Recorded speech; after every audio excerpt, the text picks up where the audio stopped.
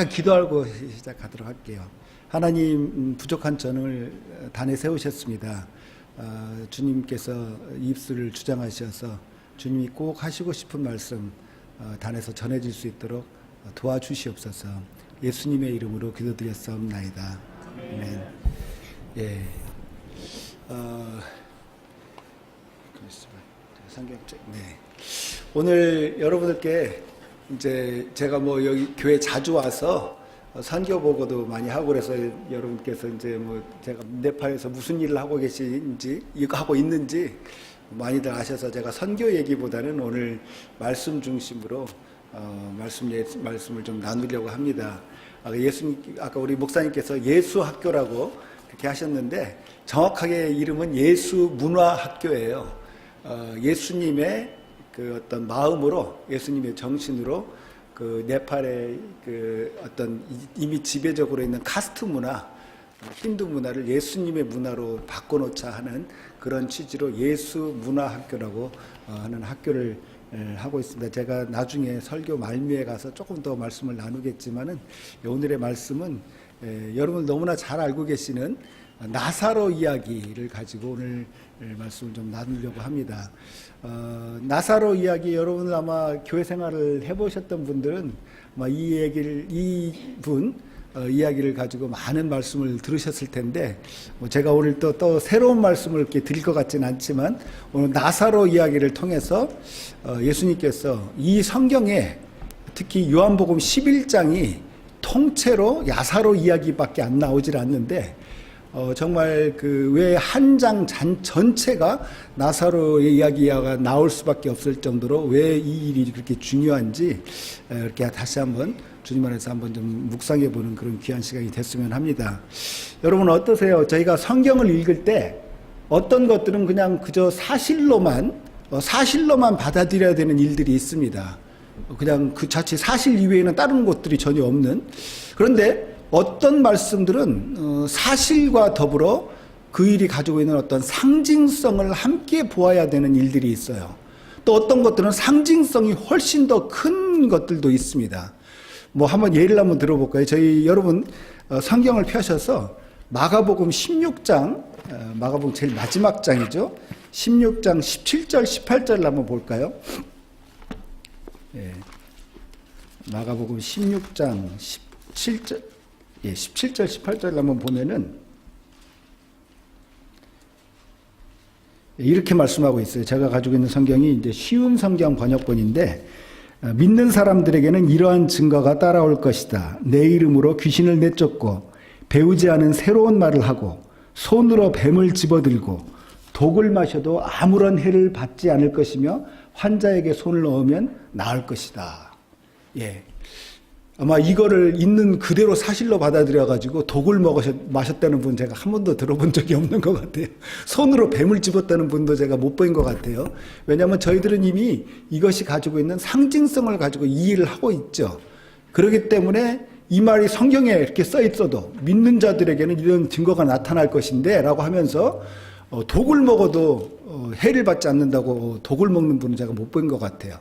만약 이것이 가지고 있는 상징성은 그 세상이 가지고 있는 그 어떤 우리를 해치는 것보다도 우리에게 하나님이 주시는 더 능력이 더 안에 있다라는 그걸 상징적으로 하는 말이지, 그걸 저희들에게 그대로 문자적으로 이해할 필요는 없었던 것이죠.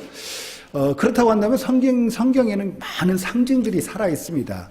오늘 나사로의 말씀도 저희들이 두 가지 측면으로 좀 바라봐야 될 필요가 있지 않나 하는 생각을 해봐요. 만일 나사로의 이야기가 그저 그냥 사실로만 있다면은, 사실로만 딱 본다고 한다면은, 죽은 나사로를, 여러분들이 아마 잘 알고 있지만, 죽은 나사로를 살리신 이야기가 지금 요한복음 11장에 써 있는데, 이 죽은 나사로 이야기는 굉장한 사건이지만은, 저희들하고는 그렇게 크게 상관이 없는 일이 돼버립니다. 그래요. 나사로란 사람, 예수님께서 사랑하셨다고 해요. 또 예수님께서 그 누이들도 사랑하셨는데, 그 누이 마리아와 마르다도 뭐 누나인지 동생인지 모르겠지만 그 마리아와 마르다도 사랑하셨고, 그 사랑하는 마리아와 마르다의 오빠인지 남동생인지 그 나사로가 죽었습니다. 예수님께서 오셔서 살리셨어요. 그게 답니다. 사실 거기서 다른 일들이 별로 없어요. 저희가 그냥 그 사건 다예요. 그렇게 되다 보면 이게 사실만으로 보면은 굉장한 사건이지만은 저희하고 그렇게 크게 상관이 없어요. 왜냐면은 그 사건의 주된 인물이 나사로를 살린 예수님, 그리고 살아남을 받은 나사로가 있는데, 우리는 죽은 사람을 살릴 수 있는 예수님과 같은 능력이 저희에게 없어요. 예수님하고도 별로 상관이 없고. 그 다음에 요즘 제 주변에서도 많은 사람이 죽었지만은 또 나사로 같이 죽음에서 살리심을 받은 사람이 제 주변에 또 없어요, 별로. 그러다 보니까 2000여 년 전에 놀라운 사건이 있었지만은 그냥 나하고는 그렇게 크게 상관이 없는 아주 머나먼 사건이 돼버립니다. 그런데 만일 이 이야기를 상징으로 들여다본다고 한다면은 이 나사로가 바로 다른 사람이 아닌 나의 이야기가 되기 시작합니다. 왜냐하면 죽음 가운데 있었던 그 나사로가 살아나는 일을 상징으로 나의 이야기로 받아들일 수 있는 것은 바로 오늘 저희가 먼저 읽었던 요한복음 11장 25절 26절에서 이미 저희들에게 약간 힌트를 주고 있어요. 요한복음 11장 25절 26절 저희들이 이미 읽었는데 특히 26절 굉장히 유명한 구절이죠. 다시 한번 읽어볼까요? 시작. 예수께서 이르시되 나는 부활이요 생명이니 나를 믿는 자는 죽어도 살겠고 무릇 살아서 나를 믿는 자는 영원히 죽지 아니니 이것을 네가 믿느냐. 예. 특히 우리 여러분 26절을 어떻게 이해하세요? 여기서 예수님께서 말씀하시는 죽음과 살아남, 죽음과 부활은 그저 육체적인 죽음 부활 외에 다른 것들이 다른 의미가 있는 것이라는 거죠. 그렇지 않고 이거를 그냥 문자적으로만 받아들이면은 26절을 저희들이 도저히 이해할 수가 없습니다. 살아서 나를 믿는 자는 영원히 죽지 않겠다고 합니다. 그런데 예수님께서 이 말씀을 하신 후에 예수님 안에서 살아서 예수님을 믿은 사람들 다 죽었어요. 여러분 가장 믿음의 저희들 큰 기둥인 사도 바울 같은 경우에도 사도 바울이 죽었지 지금까지 사도 바울이 살아있다는 말을 제가 들어본 적이 없거든요. 그렇다고 한다면 영원히 죽지 아니라 살아서 나를 믿는 자는 영원히 죽지 아니라고 하는 이 말씀은 예수님이 말씀하신 것은 바로 우리가 정말 경험하는 실제로 경험하는 육신의 죽음, 육신의 살아남 그것 외에 또 다른 상징을 가지고 있다라고 저희들이 생각해 볼 수가 있습니다. 예, 그것은 바로 예수님이 말씀하시는 죽음이 바로 우리가 생각하는 죽음과는 또 다른 차원의 죽음, 살아남을 이야기하고 있다라고 생각할 수 있다라는 거죠. 예, 그렇게 보다고 한다면은 우리가 이 무덤에서 살아난 나사로, 또 무덤에서 있었던 그 나사로를 조금 다르게 이해해 볼 필요가 있다라는 거죠. 예, 두 명의 나사로가 있습니다. 한 명은 무덤 안에 있었던 나사로, 그리고 또 다른 나사로는 예수님의 음성을 듣고 그 무덤의 권세를 박차고 튀어나온 무덤 밖의 나사로가 있습니다. 그리고 그 무덤 안에 있었던 나사로는 예수님의 음성을 듣기 전의 나사로요. 무덤 밖으로 튀어나온 나사로는 예수님의 음성을 듣고 그의 인생에 어떤 반응을 보였던 그 사람이라고 한다면은 바로 여기에 앉아 계신 모든 분들이 바로 나사로입니다. 우리가 그 전에 예수님을 만나기 전에 예수님과 전혀 상관없는 삶을 살았던 저희들의 삶은 바로 무덤 안에 있었던 나사로였고, 예수님의 음성을 듣고 그 음성에 아멘으로 반응을 해서 예수님의 그 음성을 듣고 나의 인생에 조금이라도 내가 예수님과 함께 동행하는 삶을 살겠노라고 해서 그 전의 삶을 뒤로 하고 반응을 보였던 사람들이 바로 저희들이라고 한다면 저희들은 무덤 밖을 튀어나온 바로 그 나사로들이라는 것이죠. 여러분, 그렇기 때문에 그 나사로가 멀리 있는 것이 아니라 바로 여러분들, 오늘 이 자리에 하나님의 말씀을 또 하나님의 임재하심을 사모하여서 이 자리에 나오신 여러분들이 바로 무덤 밖으로 나온 바로 그 나사로라는 것이죠. 바로 나사로가 멀리 있지 않습니다. 바로 여기 계십니다. 바로 여러분들이 나사로입니다.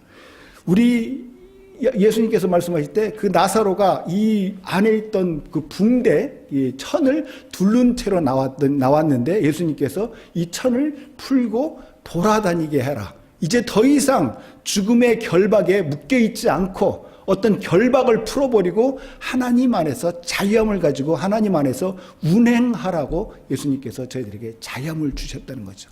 더 이상 죽음의 권세가 우리를 다스리지 않는다라는 것이죠.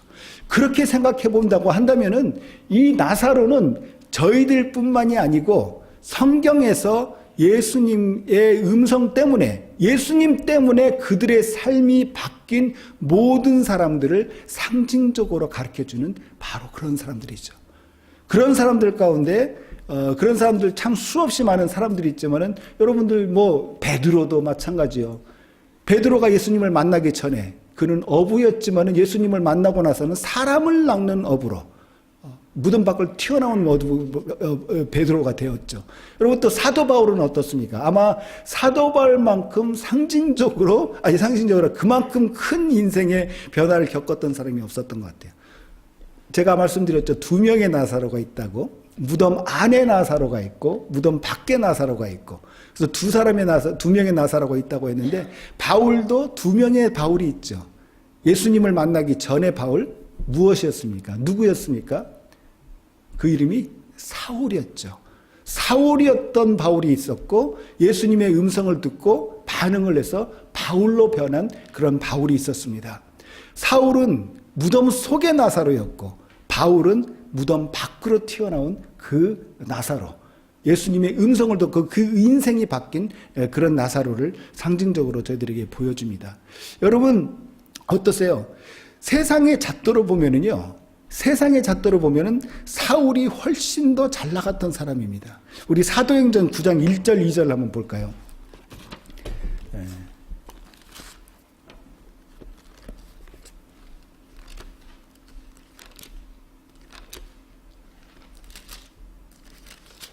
사도행전 9장 1절 2절을 보면 사도 바울이라는 사람이 얼마나 잘 나갔던 사람인지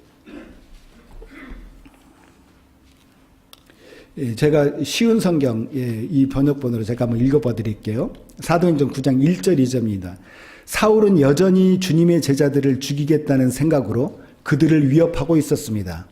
그는 대제사장에게 가서 다마스커스의 여러 회당에 보내는 편지를 써달라고 했습니다. 남자든 여자든 그 도를 따르는 사람이 있으면 닥치는 대로 붙잡아서 예루살렘으로 끌고 오려는 것이 그의 생각이었습니다. 예. 자기하고 조금 마음이 안 맞는 사람이 있으면 닥치는 대로 끌고 올 수 있는 그 권한을 요구해서 대제사장에게 그 권한을 받은, 세상적으로 보면 얼마나 잘 나가는 사람이었습니까? 굉장한 힘을 가지고 있는 그런 사람이었죠.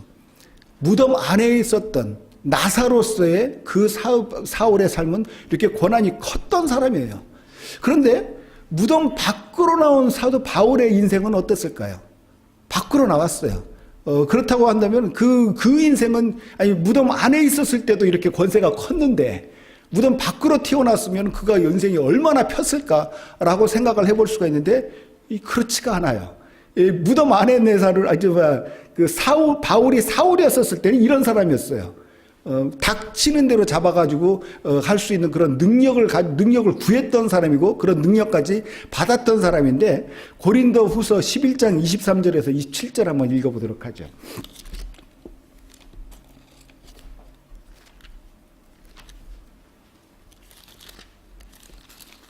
고린도 후서 11장 23절에서 27절입니다.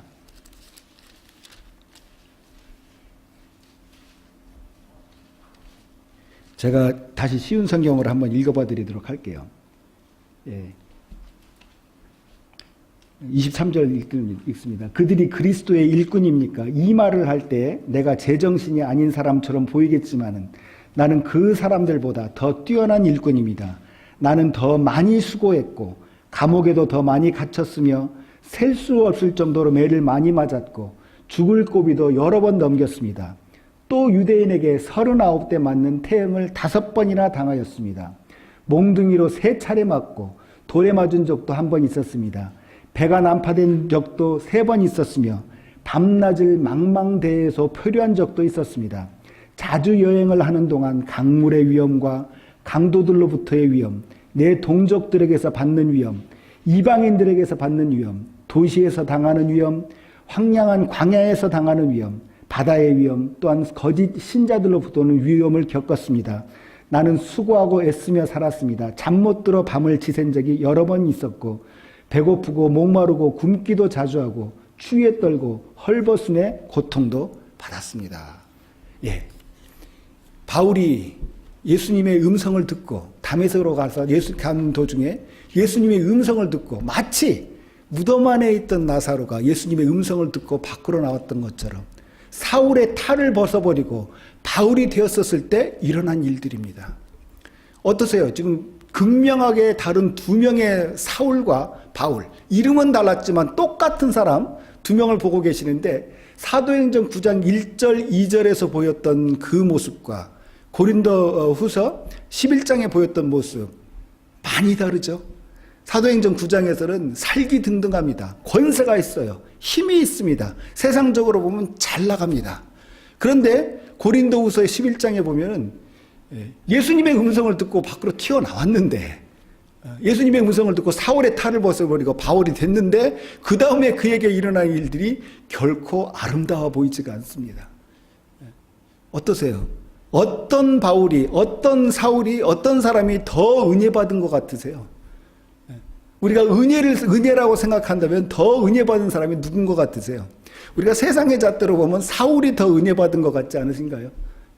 훨씬 더 힘이 있습니다.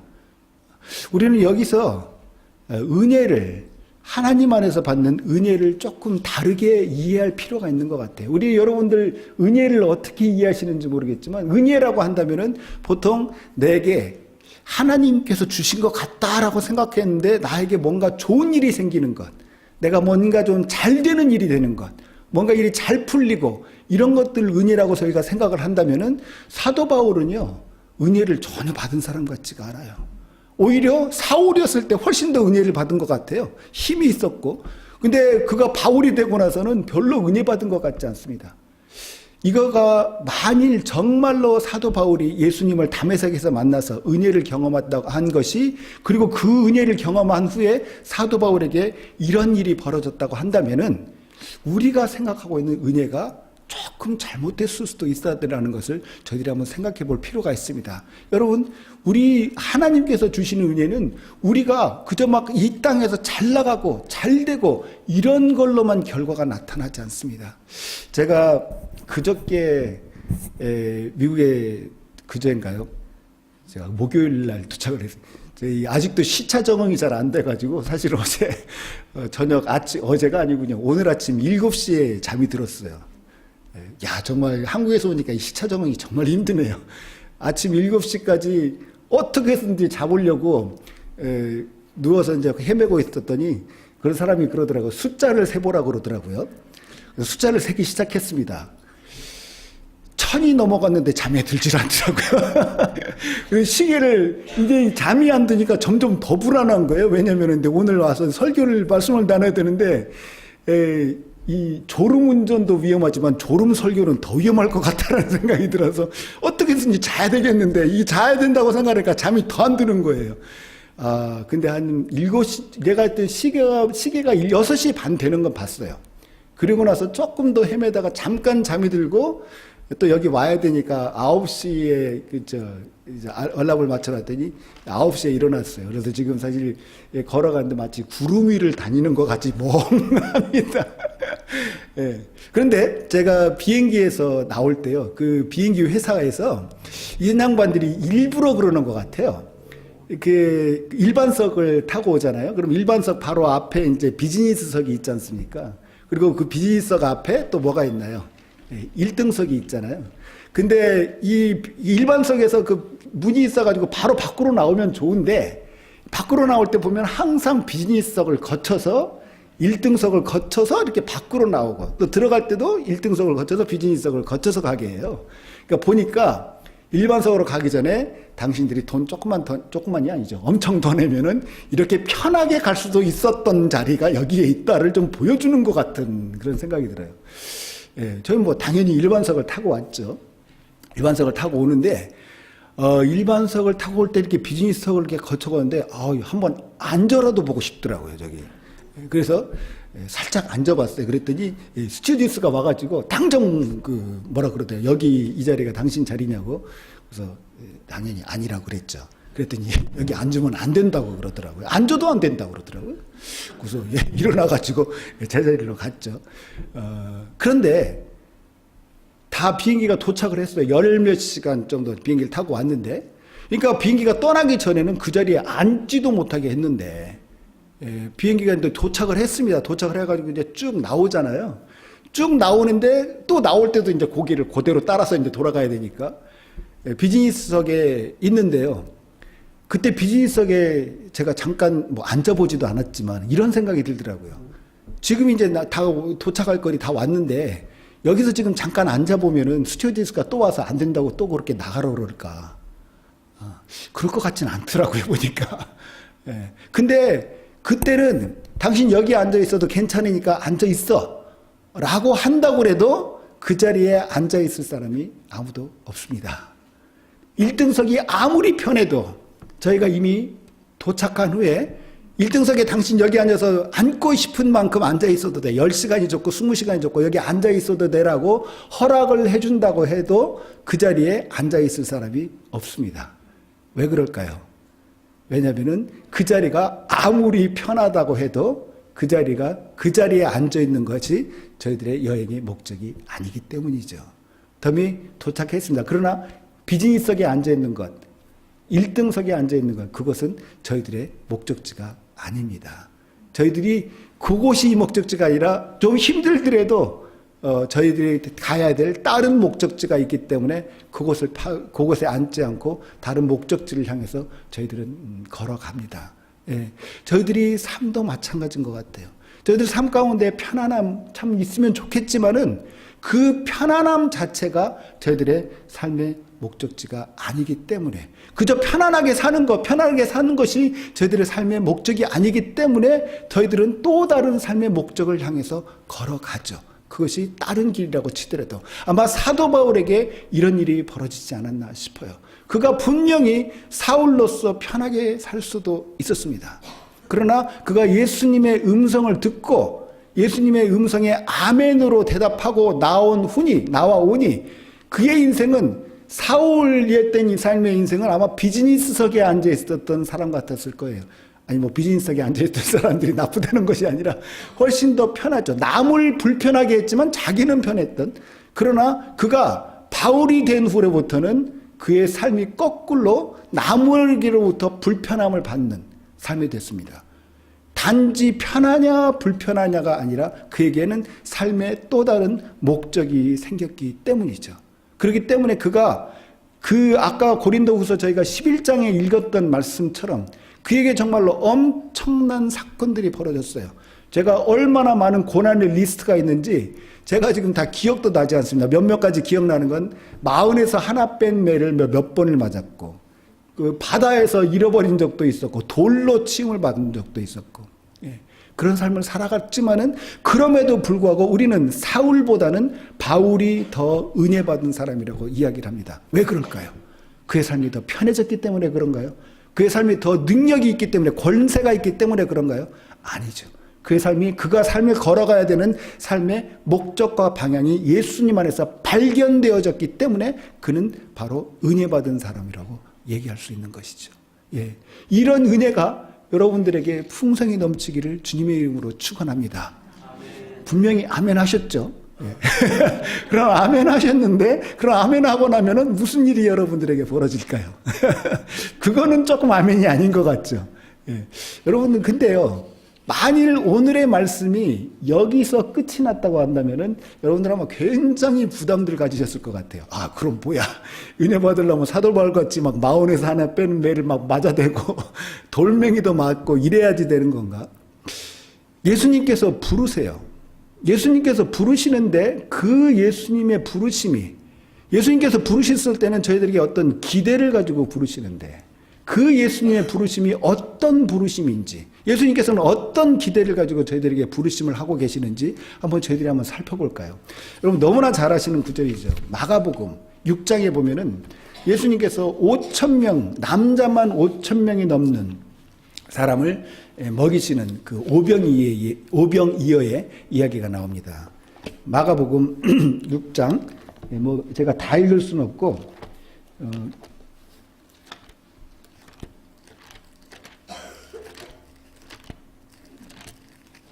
마가복음 6장에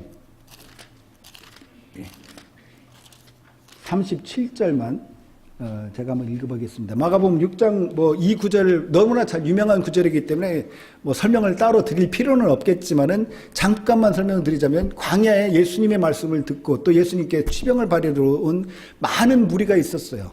남자만 5,000명, 20살 이상 넘은 남자만 5,000명이라고 한답니다.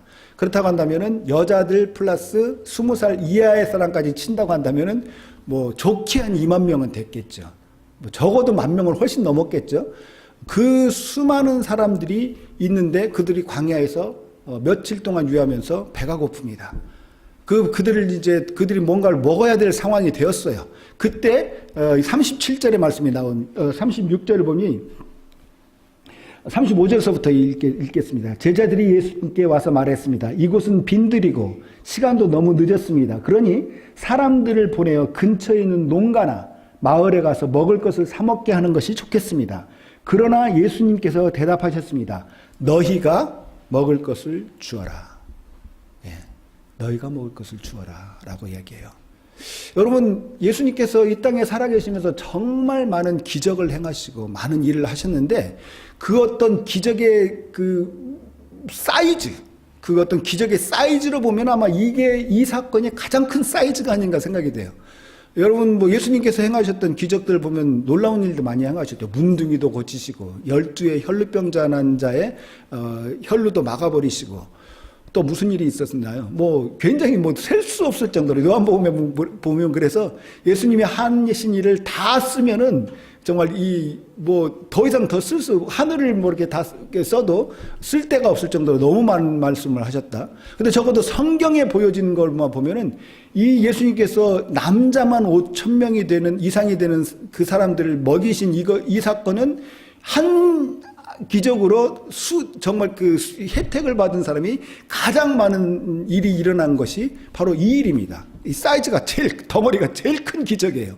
그런데 그 덩어리가 제일 큰 기적을 행하실 때 예수님께서 뭐라고 말씀하시나요? 37절에 뭐라고요? 너희가 먹을 것을 주어라 라고 말씀하세요.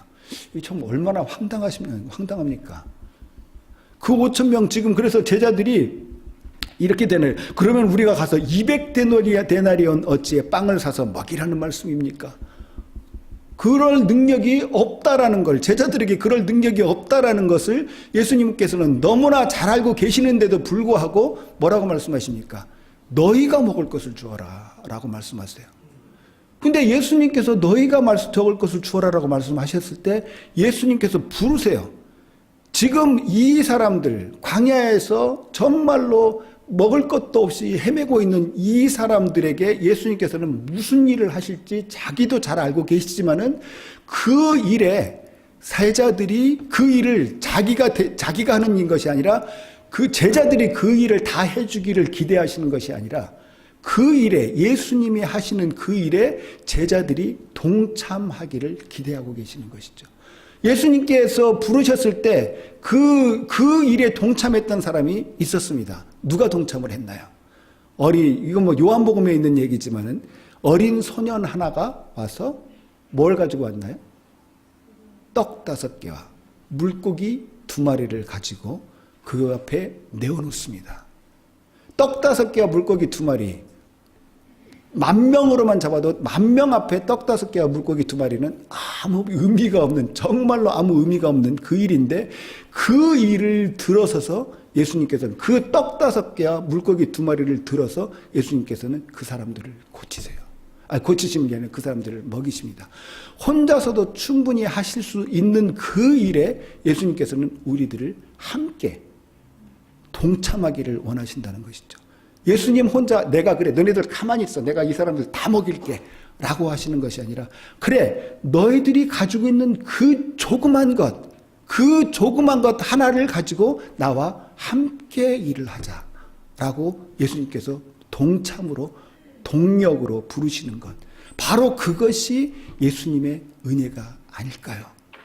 은혜라는 것은 우리가 살다 보면 그냥 좀 나아지고 형편이 나아지고 내게 좋은 일이 벌어지고 잘 나가고 이런 것이 은혜가 아니고, 하나님 안에서 발견되어지는 은혜는 정말 가진 것, 내가 가지고 오신 것이라고는 떡 5개와 물고기 2마리밖에 없지만 이것마저도 하나님 앞에, 예수님 앞에 내어놓을 때 그것을 들으셔서 예수님이 함께 우리들의 손을 붙잡고 함께 사역하셔서, 그래 내가 이들을 먹은 것이 아니라 너와 내가 함께 이 사람들을 먹인 것이야 라고 그 영광에 동참하게 해주시는 것, 그것이 바로 하나님의 은혜가 아닐까요? 예수님의 부르심은 바로 이런 것입니다. 나사로야 나오너라, 죽음의 권세를 치고 나오는 것으로 끝난 것이 아니라 바로 그 나온 그 나사로가 바로 이 소년과 같이 우리의 삶의 자리에서 우리가 할 수 있는 가장 작은 것, 그것 하나라도 내어놨었을 때 그 작은 것이 하나님 손에 붙잡힘을 받았을 때 그것이 엄청난 능력을 이루는, 그러나 하나님 혼자 하시는 것이 아니라 우리도 함께 하기를 바라는, 그래서 사도 바울이 고린도전서 3장에 나는 하나님의 동역자라고 담대하게 부를 수 있는, 정말 마흔에서 하나 빠진 매를 수도 없이 맞았지만은 그러나 나는 매 맞는 사람이 아니요 하나님의 동역자라고 자기를 칭할 수 있는 그 자리까지 갈 수 있게끔 하시는 것, 그것이 바로 하나님의 은혜가 아니겠습니까? 바로 그 은혜에 동참하게 하는 것이 저는 선교가 아닐까 하는 생각을 해봐요. 여러분 네팔에 가보면 정말 가난합니다. 이 말로 형언할 수 없을 정도로 가난한 사람들이 있어요. 그런데 가난한 사람들이 있는 정도가 아니라 정말 가난해요. 그렇게. 그런데 정말로 물고기 2마리, 떡 5개를 가지고 있는 그 아주 하찮은 것도, 그것도 변화시켜서 10,000명을 이상이 되는 사람들을 먹일 수 있는 것이 하나님의 능력이라고 한다면 왜 네팔의 가난인들 하나님의 손에 붙잡혀서 하나님의 일에 동참하지 못하겠습니까? 하나님께서 마치 무덤 안에 있는 나사로를 나오너라 라고 부르셔서 그 나온 나사로를 가지고 같이 일을 하시기를 원하셨던 것, 마치 정말 사람들 죽이는 것이 마치 가장 큰 기쁨인 양 날뛰고 뛰었던 그 사울을 부르셔서 하나님께서는 그들을 정말로 그 전 유럽을 변화시키는 그 동력으로 썼던 것이, 그것이 바로 예수님의 하나님의 능력이라고 한다면은 바로 그 나사로, 그 바울의 능력이 왜 우리에겐들 나올 수 없겠나요? 여러분, 10,000명이 넘는 사람들이 광야에 있었습니다. 그러나 그 광야에 있었던 수없이 많은 사람들 가운데 오늘 우리들에게 물론 이름은 정확하게 모르지만 오늘 우리들에게 그 어떤 행동이 아직까지도 전해져서 우리가 그 행동을, 그 행위를 기리고 있는 사람은 바로 그 10,000명의 배고픈 사람보다도 자기가 가지고 있었던 물고기 2마리와 떡 5개를 내놓았던 바로 그 소년입니다. 그 소년의 일이 우리들에게 아직까지도 2000년 넘게 전해져서 그 일이 말씀 전해지는 시간에, 성경 공부 시간에 그 일이 하나님의 일에 동참했던 사람으로서 전해지고 있습니다. 그렇다고 한다면 우리들 왜 하나님의 일에 동참할 수 없겠습니까? 하나님께서는 우리들에게 많은 것을 요구하실 때도 있지만 조그만 것도 요구했어요. 조그만 것, 그것이 우리들의 눈에 보기에 조그말지 몰라도 그것이 하나님의 손에 붙잡힌 바 된다면 더 이상 작지 않기 때문입니다. 그 일이, 그런 일에 동참하게 하는 것이 선교라고 한다면 바로 그 선교는 바로 이 자리에서부터 시작되어야 되지 않을까요? 여러분, 하나님께서 여러분에게 많은 것을 요구하지 않습니다. 그러나 적어도 내가 가지고 있는 그 어떤 것, 그것이 희생의 이름으로, 하나님의 이름으로 바쳐지기를 기다리고 계세요. 그것이 필요해서가 아니라 하나님께서는 여러분들의 손을 붙잡고 함께 일하기를 원하시기 때문입니다. 여러분, 이미 여러분들께서는 예수님의 음성을 듣고 무덤을 치고 나온 나사로입니다. 이제 그 나사로가, 살아있는 나사로가, 무덤 밖에 있는 나사로가 하나님의 손을 붙잡고 하나님과 동역하는 동역의 나사로로 그 자리에까지 나아가는 축복이 여러분들의 삶에 풍성히 임하기를 주님의 이름으로 축원합니다. 잠시 기도하겠습니다. 주님 감사합니다. 저희들에게 나사로를 보여주시고 또 저희들의 사도 바울의 삶을 보여주셔서 감사합니다. 또 오병이어를 바친 소년의 삶을 보여주셔서 감사합니다. 주님, 주님과 동역하는 그런 놀라운 영광과 놀라운 은혜가 저희들의 삶에 넘칠 수 있도록 도와주시옵소서. 예수님의 이름으로 기도드렸사옵나이다.